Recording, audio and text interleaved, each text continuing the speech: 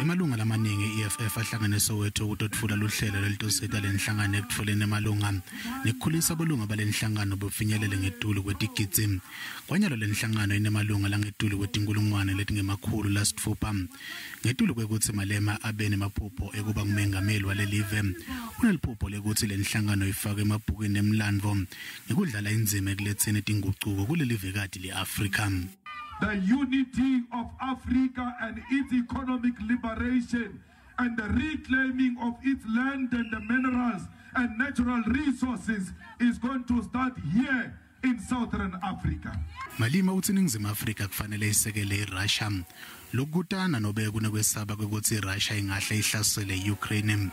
Malema uthi kubalulekile ukuthi yatiwe indzima ledlalwe ngulamanye emave kuthi lelive litfole inkululeko.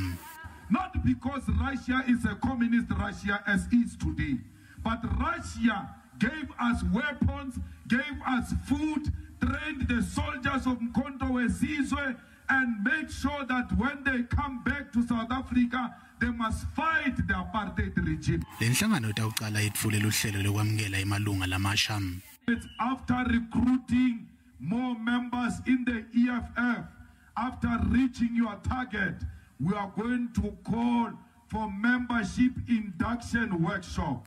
Malema ucele emalunga lenhlangano ukuthi asebenze matima ngetulu kwemkhankhaso walenhlangano Red Friday campaign.